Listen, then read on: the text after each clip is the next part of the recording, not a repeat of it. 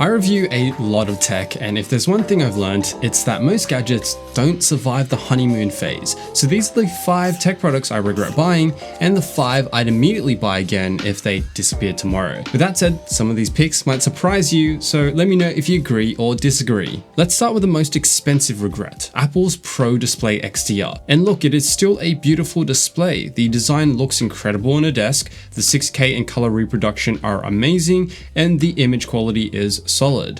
But the regret is more about the value you get, because at $5,000 for a now 7-year-old monitor, you're missing a lot of features. The biggest one is the lack of a higher refresh rate. Once you're used to a 120Hz display or higher, jumping back to 60Hz is like whiplash. And then there's everything else it's missing too. No OLED or mini LED tech, no webcam, microphone or speakers. Meanwhile, there are LG and Samsung monitors at half the price with most of these features built in, and don't ask for $1,000 for a stand either. If I were buying a monitor again today, I'd probably just get Apple's Studio Display or the latest LG or Samsung panel for half the price and call it a day. The next regret is a gadget that promised a lot, the Meta Quest 3. The first few days with this thing were incredible. You put it on, suddenly you're inside another world, giant virtual screens are floating around you, games feel futuristic. It really did feel like you were experiencing the next era of technology. And then reality kicks in, because I already stare at screens all day for work. The last thing I want to do is, wind down and strap this display onto my eyeballs. And I think the bigger issue is that VR still feels stuck. The software library began feeling a bit stale, the novelty faded off, and even Meta seems more focused now on AI and mixed reality than VR itself. So now it just mostly sits in a drawer collecting dust. Now, I think most of you are probably going to agree with the next one, the Apple Magic Mouse. To be fair, visually it looks great. Classic Apple, minimal, clean, elegant, but ergonomically, this thing feels like using a futuristic bar of soap. It's so flat that after a long editing session, your hand starts to ache. And then there's the charging situation, which somehow still blows my mind, because the charging port is at the bottom of the mouse, meaning that when it dies, you physically cannot use it while charging because it's plugged in like this. So, you can't exactly use a mouse like that. Save yourself the cash, don't bother with this mouse. I now religiously use Logitech's MX Master 4, and the difference is night and day. The next regret is another gaming device, Nintendo's Switch 2. But this one's complicated because I don't dislike it. When it launched, I was putting a ton of hours into Mario Kart World, and the experience is still properly fun every time I pick it up. But the regret comes from the fact that if you already own the Switch OLED, this upgrade just hasn't felt essential enough. And while the game library is slowly getting better now with titles like Pokopia and a few others, the post-launch support just felt a little underwhelming for a brand new generation console. So now I'm in this weird spot where every time I use it, I enjoy it, but most of the time, it's just sitting in the living room, sadly untouched. But let me know if in the comments down below, if there's any must-play Switch 2 games. I really need an excuse to pick it up again. Now, the good old Apple AirPods Max. It's still hard to justify its $550 price tag, and if given a redo, I wouldn't buy them again. Sure, the design is aesthetically beautiful, but they're also heavier than you expect. For shorter listening periods, they're fine, but after a while, you start to feel that weight on your head. And I cannot tell you how many times I've picked these off my desk, put them on, and realized the battery is completely dead because they weren't sitting inside Apple's weird case overnight, because that's the only way to turn them off.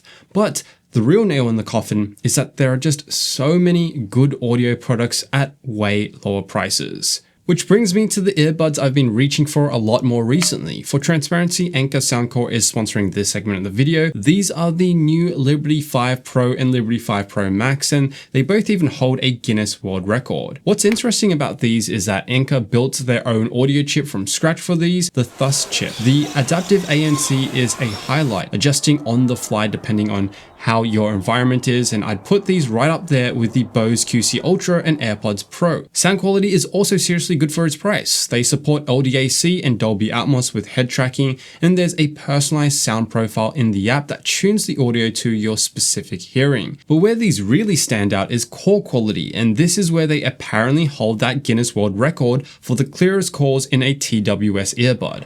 I tested this myself, made a call from a busy area, and the person on the other end said it sounded like I was in a quiet room. Now, this is the audio being recorded on a call, and it is currently noisy and rainy outside. I suspect you can't hear a thing, so the noise cancellation on this is terrific. And if you go for the Pro Max, you get a 1.7-inch AMOLED touchscreen on the case with swipe controls for stuff like ANC switching and volume, plus an AI note taker that records, transcribes, and summarizes meetings straight from the case.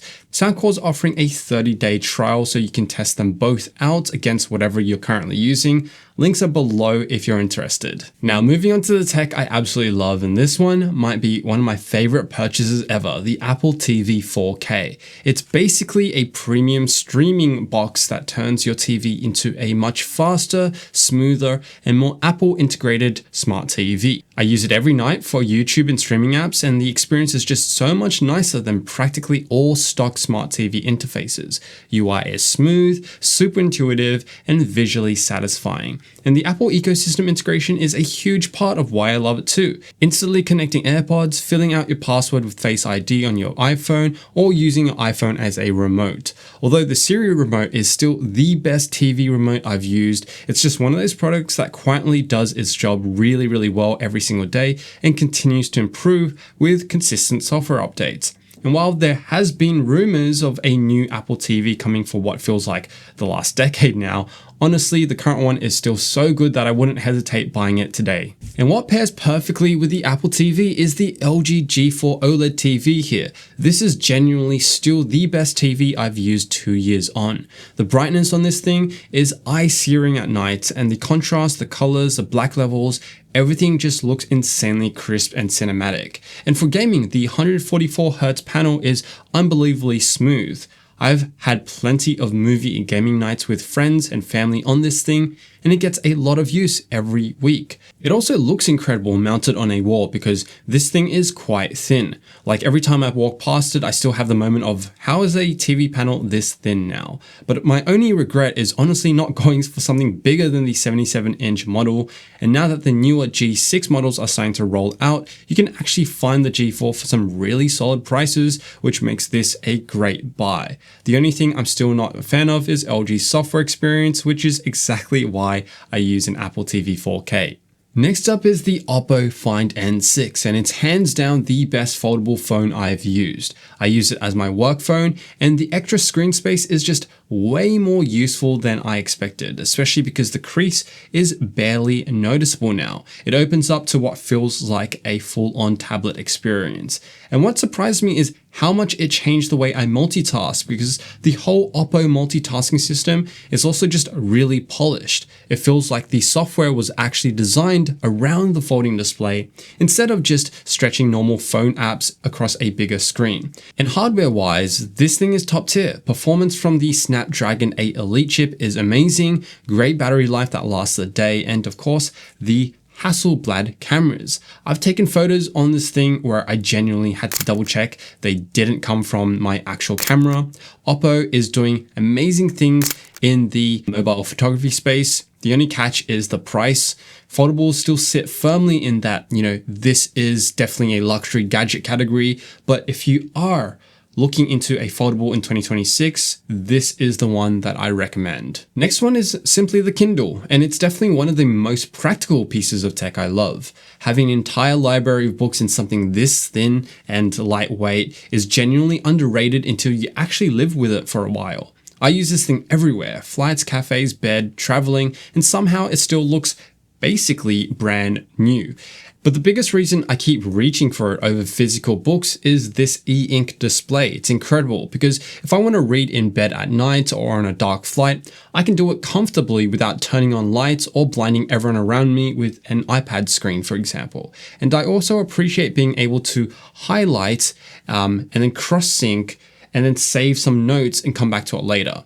It's tech that encourages a healthier habit instead of distracting you from one. And so if you read even a few books a year, I really do think a Kindle is kind of a no-brainer buy it for life type product. And now the Asus ROG Ally X. This thing completely surprised me. Originally, I thought handheld gaming PCs were just another one of those hype products that I'd use for a few months and forget about. But the ROG Ally X has become my personal buddy and one of my favorite ways to game. The biggest reason is not surprising. It's just ultra flexible. I can sit at my desk all day working and then later jump onto the couch, into bed, or even on a flight and continue playing proper PC games without being locked to the same setup. And performance-wise, this thing is ridiculous for the price. The battery life, extra RAM, and the AMD RDNA graphics chip all hold up super nice playing AAA games from Elden Ring to Alan Wake and Call of Duty to Dave the Diver. And because it runs Windows, you can access basically everything. Steam, Xbox Game Pass, emulators, launchers.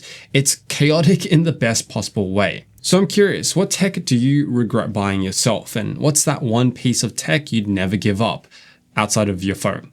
Drop it in the comments below. I always love reading those. And if you made it to the end, comment the code word honeymoon and I'll give it a like. As always, thanks for watching and I'll see you in the next one.